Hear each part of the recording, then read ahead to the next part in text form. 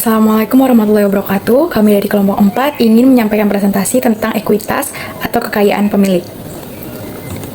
Kami beranggotakan 6 orang, yakni yang pertama Faliza Putri Maharani dengan NIM terakhir 354, Firanda Putri Tarika Hidayat dengan NIM terakhir 357, Rian Dinarjati Setiawan dengan NIM terakhir 364, Kika Amelia dengan NIM terakhir 367, Talita Farah Syahda dengan NIM terakhir 369, dan terakhir terdapat Reval Indonesia dengan NIM terakhir 394. Baik, untuk yang pertama yaitu ada pengertian ekuitas, di mana secara semantik atau berdasarkan makna bahasa, ekuitas itu berasal dari bahasa Inggris, equity, yang berarti kepemilikan. Kemudian ada pengertian ekuitas secara formal, yaitu hak residual atas aset perusahaan setelah dikurangi semua kewajiban. Dalam konteks akuntansi dan keuangan, ekuitas merupakan bagian dari struktur modal yang menunjukkan seberapa besar hak pemilik terhadap aset perusahaan setelah semua utang dibayar. Selanjutnya ada perbedaan kewajiban dan ekuitas. Di sini ada beberapa aspek. Aspek yang pertama yaitu penyelesaian klaim, di mana ekuitas itu dibayar di akhir setelah semua kewajiban telah dilunasi. Sementara kewajiban itu diprioritaskan untuk dilunasi terlebih dahulu. Yang kedua ada aspek akses terhadap aset, operasi, dan keputusan. Untuk ekuitas, pemilik memiliki hak kendali atas aset dan keputusan bisnis, sementara kewajiban itu kreditur tidak memiliki hak kendali terkait operasional. Yang ketiga ada aspek substansi perjanjian. Untuk ekuitas tidak ada perjanjian formal pelunasan, sementara kewajiban terdapat perjanjian formal dan jatuh tempo pembayaran. Yang keempat ada aspek risiko dan imbal hasil. Untuk ekuitas, risiko lebih tinggi dan potensi imbal hasil juga lebih tinggi. Sementara kewajiban risiko lebih rendah dengan imbal hasil yang tetap atau berupa bunga. Yang terakhir ada aspek tujuan penggunaan, di mana ekuitas menggunakan modal jangka panjang untuk mendukung pertumbuhan, sementara kewajiban menggunakan sumber pendanaan eksternal jangka pendek atau panjang. Baik, di sini saya akan menjelaskan tentang komponen-komponen ekuitas dan sumber perubahannya. Yang pertama yaitu ada modal disetor. Ini adalah jumlah uang yang disumbangkan oleh pemilik atau pemegang saham yang terbagi menjadi modal saham yang mencerminkan nilai saham yang dimiliki, dan agio atau disagio yang menunjukkan perbedaan antara harga pasar saat ini dengan nilai nominal saham. Modal disetor ini dibagi menjadi dua, yaitu modal yuridis dan modal disetor lain. Untuk sumber perubahannya, modal yuridis ini yaitu penerbitan saham baru, dividen saham, dan pemesanan saham. Untuk modal setoran lain, sumber perubahannya yaitu premium modal saham, revaluasi aset, dan penyerapan defisit. Untuk yang kedua, komponen ekuitasnya yaitu laba tidak dibagi atau retained earnings. Laba ini adalah kumpulan laba dari tahun-tahun sebelumnya yang tidak dibagi sebagai dividen kepada pemegang saham. Yang ketiga yaitu modal penilaian kembali yang mengacu pada selisih nilai buku lama dengan nilai buku baru dari aset perusahaan. Perubahan ini terjadi karena penilaian ulang atas nilai aset. Yang keempat yaitu modal sumbangan yang terdiri dari kontribusi aset yang diperoleh perusahaan dari pihak ketiga dalam bentuk sumbangan, diantaranya yaitu bentuk barang atau kekayaan lainnya. Yang kelima yaitu modal lain-lain yang meliputi elemen pendukung seperti cadangan pelunasan obligasi dan elemen keuangan lain yang tidak termasuk dalam 4 kategori utama di atas. Selanjutnya, di sini saya akan membahas tentang perbedaan modal setoran dan modal bentukan. Nah, yang pertama di sini ada modal setoran. Modal setoran itu merupakan modal yang disetorkan langsung oleh pemilik atau investor dalam bentuk uang tunai atau aset. Nah, biasanya disetorkan pada awal pendirian perusahaan atau saat penambahan modal. Nah, tercatat dalam neraca sebagai modal disetor. Bentuknya konkret dan terukur secara langsung.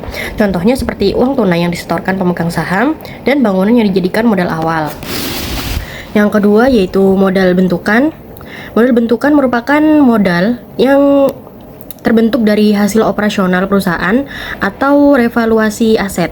Nah, terbentuknya itu juga setelah perusahaan beroperasi, biasanya berupa laba ditahan yang diakumulasikan. Nah, modal bentukan ini tidak disetorkan langsung oleh pemilik, tetapi berasal dari kinerja perusahaan. Contohnya seperti laba yang tidak dibagikan sebagai dividen dan surplus revaluasi aset. Jadi, modal setoran ini bersifat lebih langsung dan merupakan kontribusi pemilik. Nah, sementara model bentukan merepresentasikan pertumbuhan internal perusahaan dari hasil operasional bisnisnya. Selanjutnya terdapat komponen-komponen ekuitas dalam segmen keuangan. Yang pertama yakni modal disetor, di mana itu merupakan kontribusi pemilik dan pemegang saham yang terdiri dari modal saham dan agio saham, di mana modal saham merupakan nilai saham yang dimiliki, sedangkan agio saham menunjukkan perbedaan antara harga pasar saat ini dengan nilai nominal saham. Yang kedua, yakni terdapat laba ditahan. Itu adalah akumulasi laba yang tidak dibagikan sebagai dividen kepada pemegang saham. Ini adalah indikator penting dari kesehatan keuangan perusahaan. Yang ketiga, yakni pendapatan komprehensif lain. Peran ekuitas yang berasal dari transaksi non-operasional yang belum direalisasi. Misalnya, terdapat keuntungan ataupun kerugian dari penyesuaian nilai wajar aset keuangan. Selanjutnya, yang keempat, yakni terdapat saham treasury, di mana saham ini merupakan saham yang dibeli kembali oleh perusahaan dari pemegang saham dan mengurangi total ekuitas. Yang terakhir yakni kepentingan non-pengendali, ini merupakan bagian dari ekuitas anak perusahaan yang tidak dimiliki oleh induk perusahaan. Selanjutnya terdapat konsep yang mendasari konsep ekuitas, yakni yang pertama, terdapat kesinambungan usaha atau going concern. Itu merupakan ekuitas yang diasumsikan akan terus digunakan untuk menandai kegiatan usaha jangka panjang. Kemudian terdapat prinsip akrual, di mana laba ditahan sebagai bagian dari ekuitas mencerminkan hasil usaha yang diakui secara akrual, bukan kas. Yang ketiga, yakni terdapat konsep entitas bisnis, di mana ini merupakan pemisahan antara keuangan pemilik dan perusahaan. Yang terakhir, terdapat konsep modal atau pemeliharaan modal, di mana laba hanya diakui jika nilai ekuitas melebihi modal awal. Baik, di sini saya akan menjelaskan mengenai aspek teoritis sumber-sumber penyebab perubahan ekuitas. Yang pertama yakni teori entitas ekonomi. Menurut teori ini, perusahaan diperlakukan sebagai entitas yang terpisah dari pemiliknya. Oleh karena itu, setiap transaksi yang mempengaruhi ekuitas harus dipandang dari perspektif perusahaan, bukan pemilik. Perubahan ekuitas tidak hanya berasal dari investasi pemilik, tetapi juga dari hasil aktivitas ekonomi perusahaan. Yang selanjutnya yakni pendapatan dan beban atau laba rugi. Pendapatan meningkatkan ekuitas karena mencerminkan nilai ekonomis yang diperoleh dari aktivitas operasional. Beban menurunkan ekuitas karena mencerminkan pengorbanan sumber daya untuk memperoleh pendapatan. Dasar teoritisnya dari teori akuntansi pendapatan dan teori matching principle atau prinsip pencocokan yang menyatakan bahwa pendapatan dan beban terus dicocokkan dalam periode yang sama untuk menghasilkan informasi laba yang akurat. Yang selanjutnya yakni kontribusi dan penarikan modal. Kontribusi pemilik, misalnya setoran modal, ini meningkatkan ekuitas karena menambah hak residual pemilik atas aset entitas. Penarikan modal, misalnya seperti prime, ini menurunkan ekuitas karena mengurangi klaim pemilik terhadap aset. Dasar teoritisnya yakni teori residual interest, yang menyatakan bahwa ekuitas mencerminkan klaim sisa pemilik atas aset setelah dikurangi kewajiban. Yang selanjutnya yakni penyesuaian nilai aset kewajiban, revaluasi aset tetap atau penyesuaian terhadap kewajiban dapat menyebabkan kenaikan atau penurunan langsung pada ekuitas. Biasanya dicatat dalam komponen seperti surplus revaluasi.